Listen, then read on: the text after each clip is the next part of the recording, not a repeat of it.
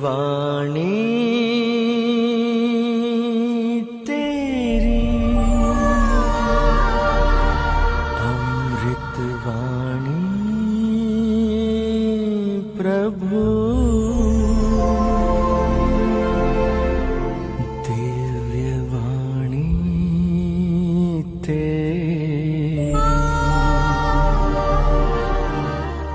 अमृत वाणी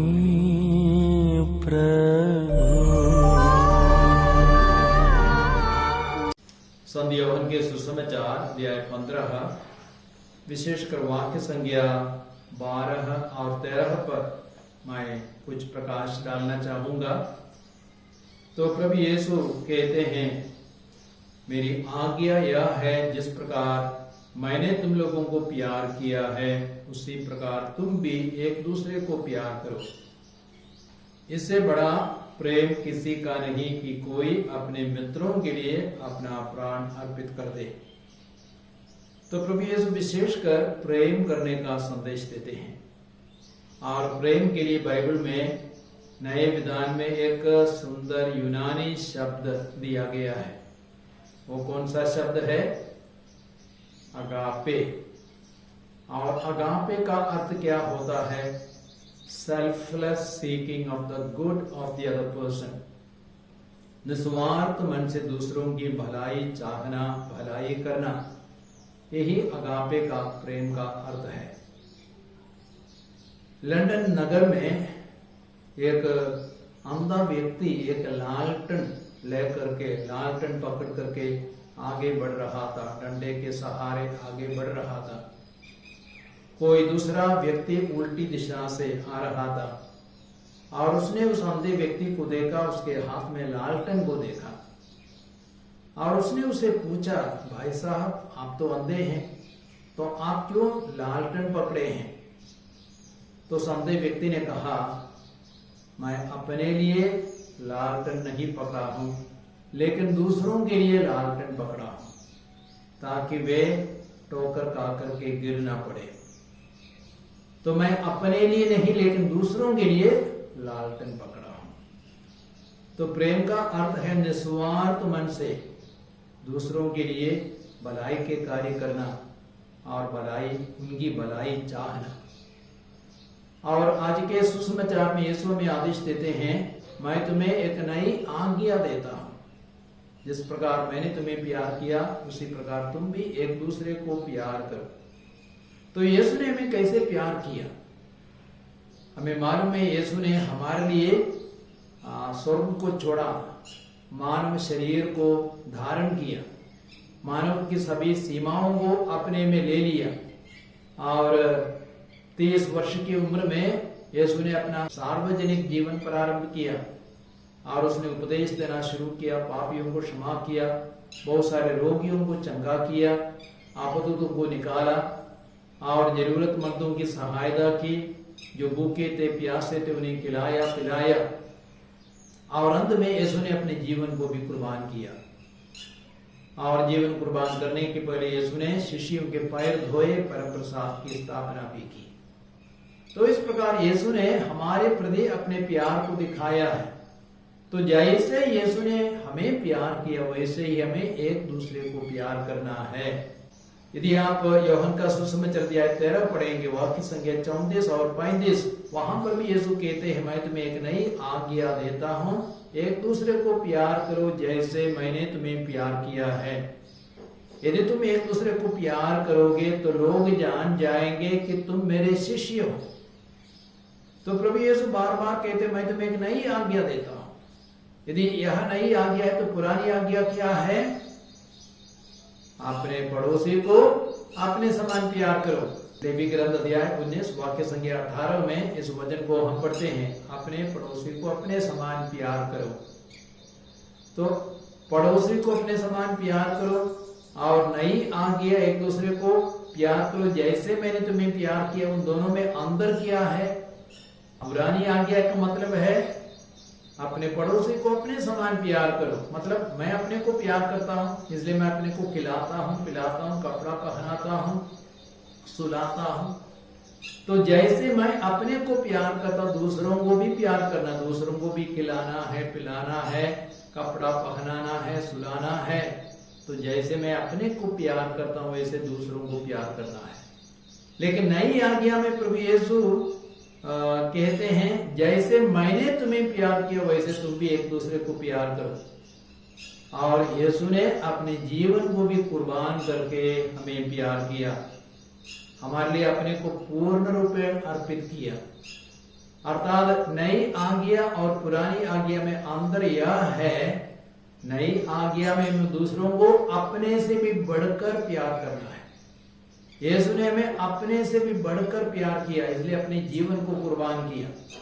तो नई आज्ञा में हमें जितना हम अपने को प्यार करते हैं उससे भी बढ़कर दूसरों को प्यार करना है। आपके पास भोजन खाने के लिए भले ही ना हो, दूसरों को खिलाना है। अपने लिए कपड़े नहीं हो, दूसरों को पहनाना है। अपने लिए पानी नहीं है, दूसरों को पिलाना है। यह है नई आज्ञा का मतलब। तो नई आज्ञा और अधिक चुनौतीपूर्ण है। यूहन्ना के पहले पत्र अध्याय 4 वाक्य संख्या 7 और 8 में संत यूहन्ना लिखते हैं, प्रिय भाइयों, हम एक दूसरे को प्यार करें क्योंकि प्रेम ईश्वर से उत्पन्न होता है। प्रेम कहाँ से उत्पन्न होता है? ईश्वर से उत्पन्न होता है। प्रेम का स्रोत ईश्वर है और ईश्वर से ही हम प्रेम करना सीखते हैं। और वाक्य संख्या 8 में जो प्यार करता है वह ईश्वर की संतान है और ईश्वर को जानता है। जो प्यार नहीं करता वह ईश्वर को नहीं जानता क्योंकि ईश्वर प्रेम है। तो ईश्वर की संतान बनने के लिए हमें ईश्वर के समान प्यार करना सीखना है। जो प्यार करता है वो ईश्वर की संतान है और वही ईश्वर को जानता है। यदि हमारे हृदयों में प्रेम नहीं, यदि नफरत है, घृणा है, हम ईश्वर को कभी नहीं जानेंगे, ईश्वर को अनुभव नहीं करेंगे, ईश्वर की उपस्थिति को हम महसूस नहीं करेंगे। तो जब हम प्यार करते हैं हम ईश्वर को जानेंगे, क्योंकि ईश्वर प्रेम है। तो बाइबल में ईश्वर की सबसे सुंदर परिभाषा क्या है? ईश्वर प्रेम है। ईश्वर का स्वभाव है प्रेम करना। ईश्वर नफरत नहीं करता, वह घृणा नहीं करता, वो बैर नहीं रखता। ईश्वर प्रेम है, ईश्वर का स्वभाव है प्रेम करना। तो हमें उसी स्वभाव को अपनाना है, तब हम ईश्वर जैसे बनेंगे, पिता पुत्र पवित्र आत्मा जैसे हम बनेंगे। और ये प्रेम पवित्र आत्मा का पहला फल है। संत पौलुस कहते हैं ना, गलातियों के पत्र अध्याय 5:22 में, पवित्र आत्मा का फल है प्रेम, आनंद, शांति, सहनशीलता, मिलनसारी, दयालुता, ईमानदारी, सौम्यता और संयम। तो पहला फल प्रेम है और पवित्र आत्मा के द्वारा ही प्रेम हमारे हृदयों में उमड़ पड़ता है। संत पौलुस कहते रोमियों के पत्र अध्याय 5 वाक्य 5 में, पवित्र आत्मा के द्वारा ही ईश्वर का प्रेम हमारे हृदयों में उमड़ पड़ा है। तो इसलिए हमें पवित्र आत्मा से विशेष प्रार्थना करनी है, हे पवित्र आत्मा हमें प्रेम करने के लिए सक्षम बनाइए, प्रेम करने के लिए कृपा दीजिए। यूहन्ना के सुसमाचार अध्याय 13:35 में, यदि तुम एक दूसरे को प्यार करोगे तो लोग जान जाएंगे कि तुम मेरे शिष्य हो। तो एक शिष्य की असली पहचान, एक क्रिस्तीय की असली पहचान गिरजा जाना नहीं, प्रार्थना करना भी नहीं, गले में क्रूस पहन करके चलना फिरना भी नहीं। एक क्रिस्तीय की असली पहचान क्या है? प्रेम करना है।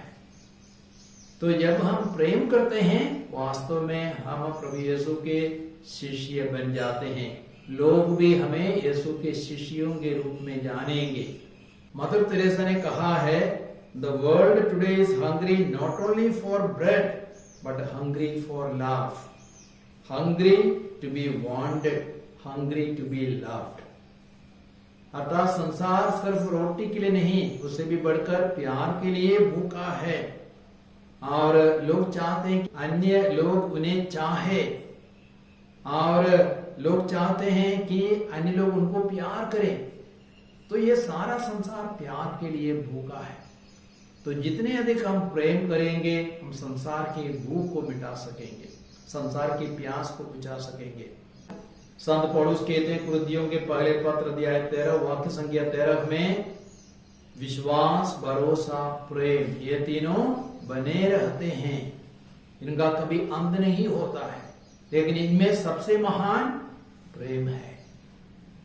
और कुरिन्थियों का पहला पत्र अध्याय 14 वाक्य संख्या 1 में संत पौलुस क्या कहते हैं, इसलिए आप भ्रातृ प्रेम की साधना करें, मतलब प्रेम को अपना लक्ष्य बनाए। तो हमें और अधिक प्रेम करना है, प्रेम मेरा लक्ष्य बनना चाहिए। जब प्रेम को हम लक्ष्य बनाते हैं, हम ईश्वर को ही लक्ष्य बनाते हैं, क्योंकि ईश्वर प्रेम है। हम स्वर्ग राज्य को अपना लक्ष्य बनाते हैं।